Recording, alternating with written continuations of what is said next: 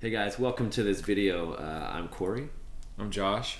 and if you were on the call last night, you'll know that we promised to make you a video answering all the questions that you had that we didn't have time to answer. For those of you who are watching this and you don't know what this is, these are basically some of the tax lien and deed questions that we were asked on one of our question and answer calls.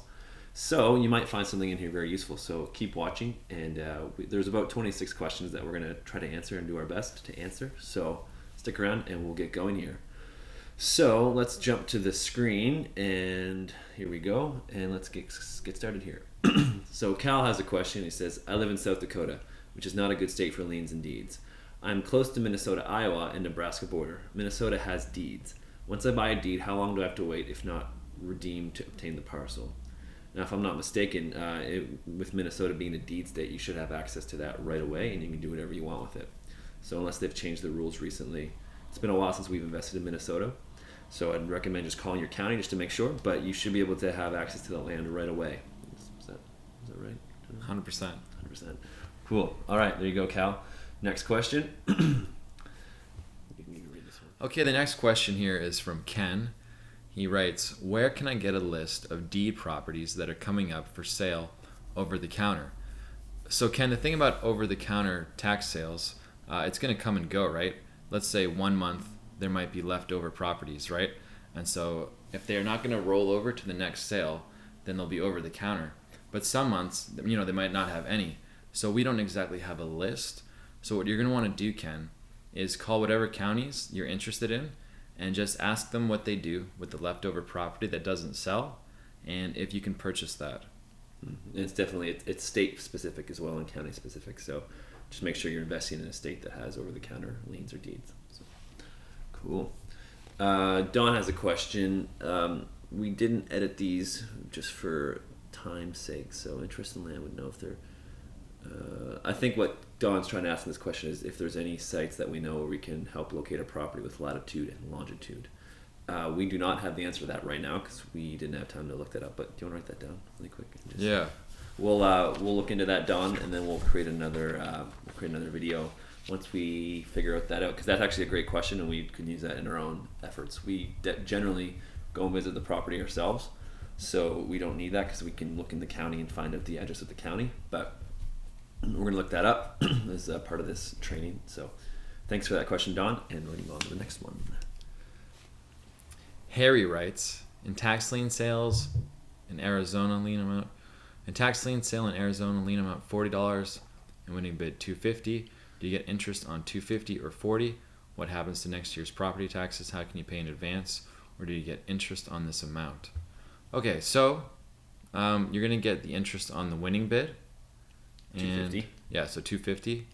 And what happens to next year's property taxes? So let's say they do not pay next year's property tax as well, then that comes up for sale.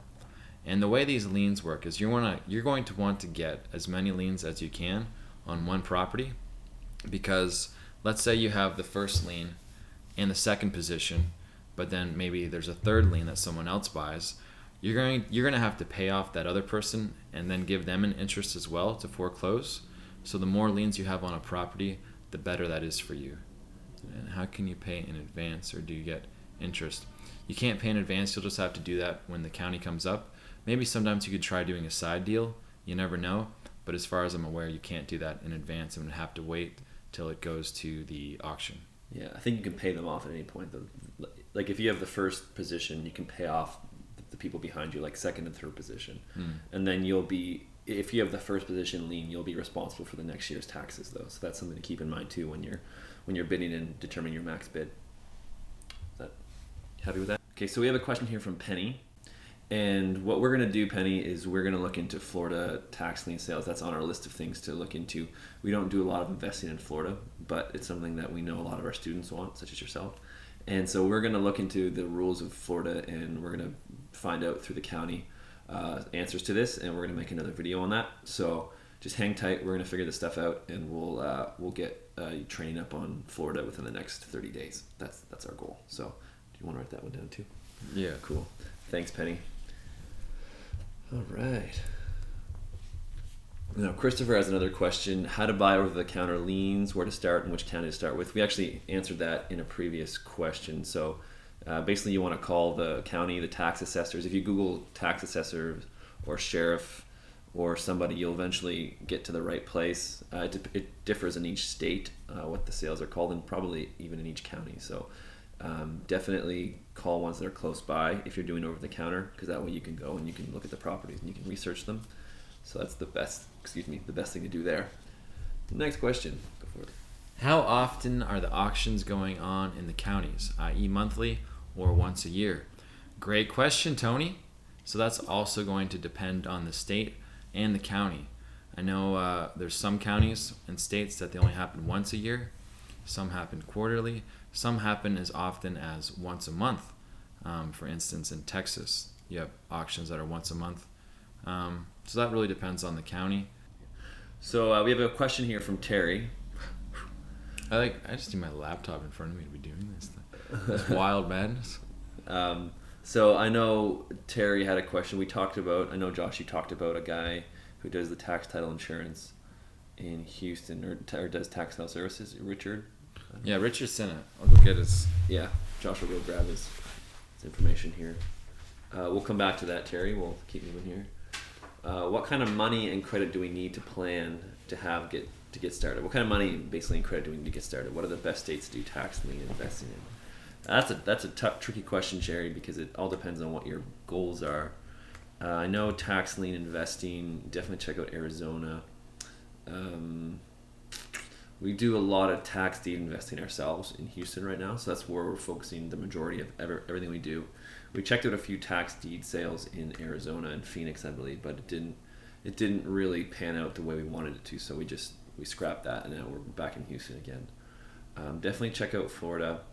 Wait for our tutorial on that so we can get you some better information on that. But look into some states surrounding you. I'm not sure if you're part of the ABCs of tax lien deed investing and you're part of the members area. You can log online and click at the top. Is it map that's at the top? It shows a map of all the states. Yeah. There should be a link at the top, and it should help you figure out what states you're close by and what states are tax lien and tax deed. So then you can figure out which ones you want to do tax lien investing in. So yeah, it's called State Directory. There we go. And there's a nice little color-coded map. And tax liens are green, tax deeds are yellow, and then blue-ish is liens and deeds. So it's pretty sweet. Definitely check that out. Cool. There we go. Now back to Terry's question. Yeah, so if you go to www.gettitlesearches.com, that's going to take you to it. Put it right here. Oh. Get title searches.com. Searches.com. Make that bigger. Oh. It's being complicated. There we go. It's a makeshift slide, but that's the URL right there. Yeah. So we'll leave that up for a few seconds. If you need to pause it and write it down, you can do that. But there you go, Terry. There's the answer to your question. And there. Now we're on to Lynn's question. So I guess, Lynn, this is another one. We're going to figure out Florida for you guys. We're going to do some research, and then we're going to make another tutorial for you on Florida. So keep an eye out on that. We're going to put it on our YouTube channel, which is youtube.com/Tax Lien Certificate School. It's actually a question that's coming up, and it's on a slide here that I have created. So, yeah, we'll show you that. Ron, you take this one.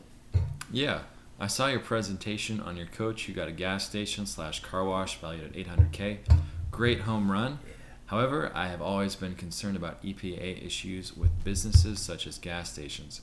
Is there any concerns for such tax lien deed purchases, or have I been missing the boat? You know what I can do? I'll just ask Kevin about that. He's the one that bought it, and I'll let him answer that one for you and just pass it on. So I'll make a note of that, Ron. Sweet. And talk to Kevin about it. Yeah, that's great, Ron. And I think with a spread, he paid $6,000 with lawyer fees and stuff for that property. So when you're working on a $6,000 tax deed and it's worth $800K, I mean, sure, there might be environmental issues, but even if the environmental issues are like $100K and you can afford that, carry that, I think that's still a pretty good deal. But I think the gas station, I think in the presentation he talked about the gas station, it was runnable, so it had everything it needed to keep going. So, but Josh will talk to him and get some better answers for that for you. So thanks for your question, Ron. Rob, can one expect to get the highest interest rate offered by the counties at current tax lien sales, or are bidders bidding the rates down to rates that are too low and unattractive lately?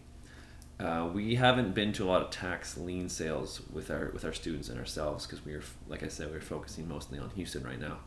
But generally, if you go to a big city, like if you went to Miami or Tampa, I'm sure in Florida that people would be bidding the interest rates down pretty low because they are pretty big cities. There's lots of competition. I know there's lots of sharks that go there, like very rich people and investors and stuff. So you would be looking at that interest rate being bid down. Now I'm not certain about the counties outlying Florida, outlying the major cities. So that might be something to look at if you're interested in finding tax lien and interest rates that are decent. Look outside the big cities. And I know that's what we did when we were investing in Georgia. We'd go into the smaller counties, and that way there wasn't as much competition, and you have a much higher chance of finding a property that's valuable and the interest rates are good. In Georgia, it is a hybrid state, so it's a little different. But yeah, Rob, look into counties outside of the main ones if you're going to be going to tax lien sales. Kelly writes, live in Washington State, just called county. They just finished their sale, was a day late. When do I ask about over the counter? And does each county have different sale different, or is it more or less the same time? Yeah. Sometimes in states they will be the same time, but that's also going to vary from state. I know that most of Texas, they do it around the same time. In Washington, I know a lot of it's done online as well through Bid for Assets, and Corey made a killer tutorial about Bid for Assets. You can really call them anytime.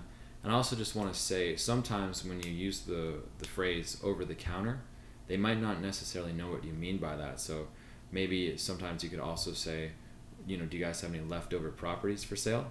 And can I buy those? Properties that weren't sold at the tax auction. Yeah.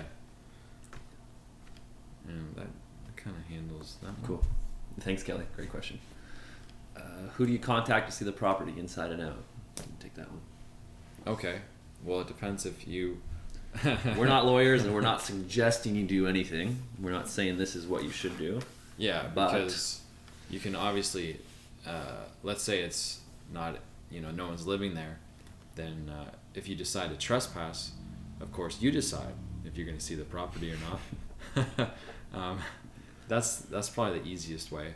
What I would do is in the daytime, if it's an okay subdivision or neighborhood, is go and just, knock on the door real loud, real hard, see if anybody's home, if it looks abandoned. And if not, just kind of peek in a window, see what you can see. And then, of course, there's been times that I've gone to properties, and there's someone there, maybe a renter, and I ask him about it, and I say, hey, did you know that this is going for sale at the tax sale? And he says, no, I had no idea. And then a lot of times, we'll take some students and we'll just kind of have a look around, and they'll even invite you inside to have a look around. You can try and do a pre-auction deal. But legally, you can talk to, what is it? I don't know. I was reading about this today. Cool. I don't know. Really, it's up to you if you want to get inside and see it or not. Here we go. Was that in the article that you sent me? Yeah. Yeah. There's a lawyer article. We'll put that on the list. Things to talk about. So thank you for your question, Sherry. We appreciate it. Cal, once I purchase a deed in Minnesota, when am I responsible for the parcel? I live in South Dakota, so wondering about upkeep of a parcel from long distance. So again, once you get the deed, it's yours right away, so you're responsible for it right away.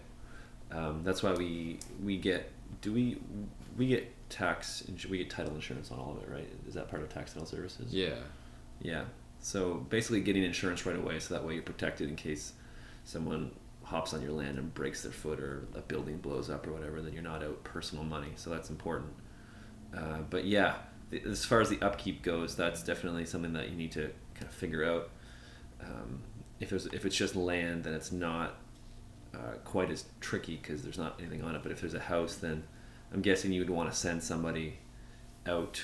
We have a team in Houston now, but you'd probably want to send somebody out to change the locks. And if there's nobody living in it and you're not planning on having anybody living in it, boarding up the windows just to be safe so those hooligan kids don't throw rocks through it. But yeah, that's definitely something that we would recommend you doing. If it's like a single family home or like a home that someone could live in and you're not planning on renting it out right away. So yeah, thanks, Cal. Penny, when do you go to an auction? You can't always have the time to check if there are liens on the property, and if you're not living in the same county, how can I get the info regarding each property? How can I do due diligence on a property for sale on the internet sites? I do check Zillow and Google and follow the read of each property, but tax liens. Do we cut that off, or that's the whole thing, you think?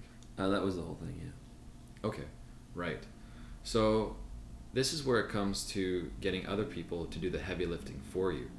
For instance, let's say you get the list of an upcoming auction, and you select the ones that you think you might be interested in, and then find someone on Craigslist who can go look at the properties for you. I mean, that's definitely the best way to have someone else do the heavy lifting, have them make some notes.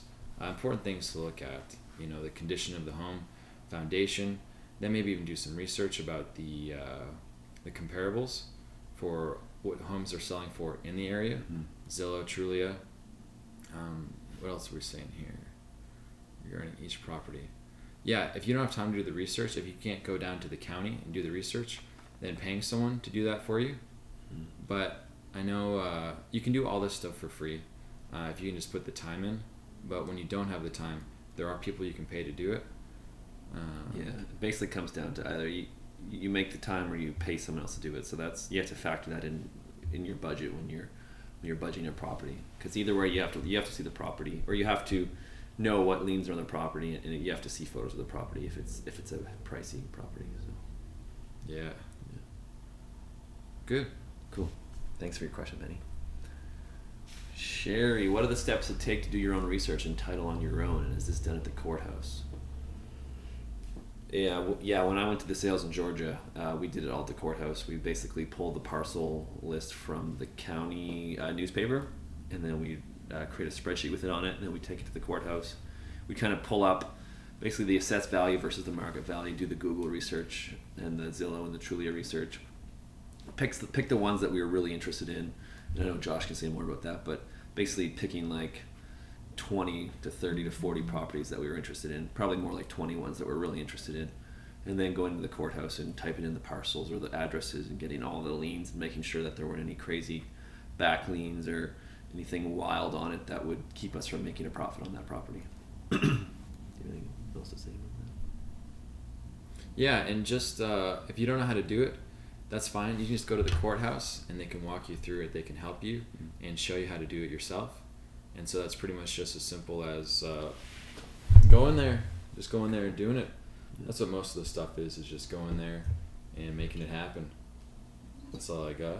Making it happen, singing time with Colby. Thanks, Sherry. Thank you, Sherry. That's a great question. What is the cost to have the title pulled, asks Kelly. Okay, well that's going to depend on who you use. But generally it's pretty cheap just to find out the history of the liens or what's owed, mortgages, if there's an IRS lien. That's generally going to be, $40 to $80. I know a lot of companies, if you're going to be buying a lot, they'll give you a discount. So, it's impossible to give a number though. It costs $40 for the company that we use, and then we get a whole bunch, so he gives us a discount. What's the company? Is that Tax Title Services? Oh no, just for the title pulled, that's the gettitlesearches.com. And then Tax Title Services, which is what you're going to want to use once you acquire a property, that's about $2,000, and that's for getting a clear title and title insurance. Cool. So make sure you factor that into what you're bidding as well, and your profit margins. Michael, I'm new to deeds. Once you get the APN, where do you go to find more info on the property? The APN's parcel number, property. So basically what we just said, we go to the courthouse. I know that some counties are putting their information online now. It's hard to know which ones are which. I know we get this guy, Get Title Searches, to kind of get more info on that. So I would check with the county, check on the website. You might be able to find more information there. And your second question, would it be advisable to buy liens and deeds for my self-directed IRA? Well, yes, you can definitely do that. We aren't lawyers or financial advisors, so we can't say what you should and shouldn't do legally. But I do believe that if you purchase stuff from your self-directed IRA, you can buy it with the IRA, and the funds get directed back into the IRA, and then you don't have to pay taxes on that. Now, I'm not 100% sure of the legality. I know it can be done, but as far as the specific steps to it, definitely something to talk to a lawyer about to get it all set up properly. But the person that we know that invests very heavily in Georgia, that's what he does as his retirement savings plan. So he buys everything, puts it back into his IRA. So, and actually the properties are purchased under the IRA itself. So, thank you, Michael. Sasa, I have a question about homestead exemption. If I buy property with homestead exemption, does the exemption stay in place? How does it work for the new owner? Homestead, yeah, so I know in Texas it's 2 years. Normally it's a 6-month redemption, but the homestead homes are 2 years, so that generally is going to stay in place. But as always, check with the county that you're working in, and they'll be able to further assist you. Cool. Curtis, so if you pull up a tax lien information online and see the property was starting at $1,500, should I bid on that property? Not enough info there to make an accurate judgment, Curtis. If the property was worth $10,000, I would say maybe, and there wasn't any huge complications, and you had a seller's list and you could turn around and flip that for maybe an easy 5K or an easy 3K, easy 2K, then definitely. But making sure you'd be able to sell that is most important. If it's worth like $50,000 and the property was starting at $1,500, then obviously that's a fairly good investment, as long as there's no environmental concerns or things down the road that you could foresee happening.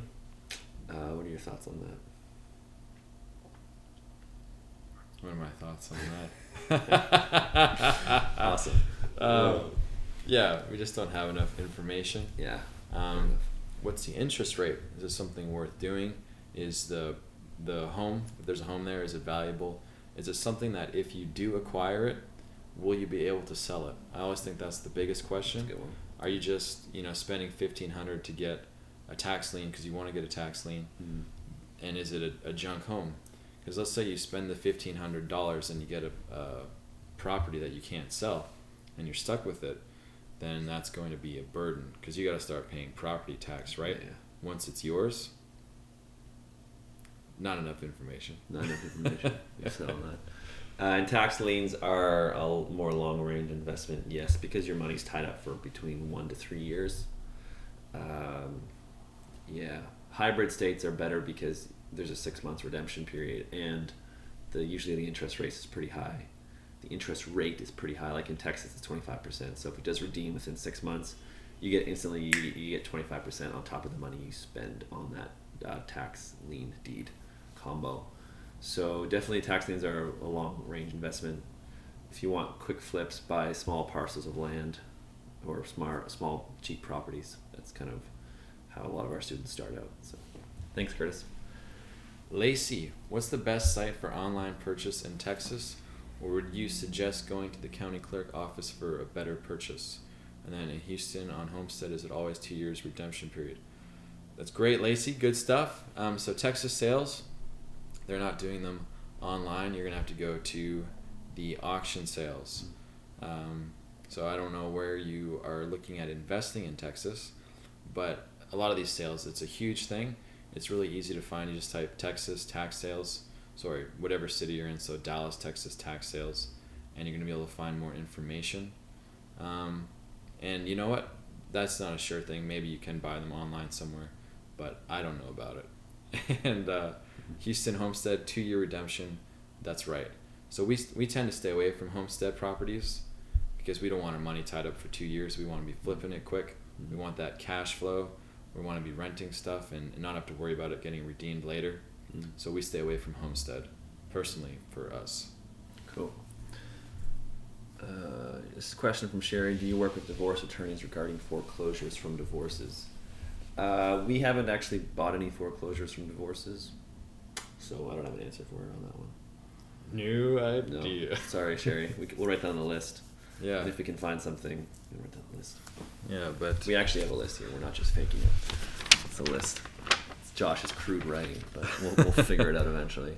So we'll look into that, Sherry, and if we find something, we'll definitely make an update video for you on that. Be sure to check back our YouTube channel. Okay, burning through these questions. Oh, and here is our YouTube channel, just so conveniently placed there. youtube.com/Tax Lien Certificate School. There's lots of videos there. Dustin puts out, we try to put out a video every week. Doesn't always happen, but we'll be uploading probably a new video every week. It might not be from Dustin. You might get to see our lovely faces again more often. Who knows? It's your treat. But there's lots of good content up there, and we're doing our very best to give you the best content and most up-to-date content, which is why we're making lists so we can figure out the newest improvements to the tax lien and deed investing system in the U.S. So the next question is, look at that. Oh, I didn't even get a chance to show it. All right, well, that's great. Nice work. We did it. Got all your questions answered. Keep an eye out on your inbox. We're going to make more videos, and there'll be more Q&As that you guys can hop on. Get your questions, get out there, start investing, make smart decisions, and we'll talk to you guys soon. Thanks for spending your time with us. We appreciate it. au revoir. Also, I'm going to put a subscribe button right here. So if you click that, you'll be able to subscribe to this channel. Here it is. And it might be covering our faces actually, so let's put it up here. And if you click that, you can subscribe to our channel and you'll get updates on when we put a new video out. And we would love for you to subscribe so that we can get content delivered straight to you and you'll have instant first response access to it. I don't know why I said first response. This is almost like a blooper reel now. You can just like make funny things and be like, subscribe to our channel where the fire is. Woo! You can stop watching at any point now. We're just messing around, but regardless, have a wonderful day, and we'll talk to you guys soon. Subscribe.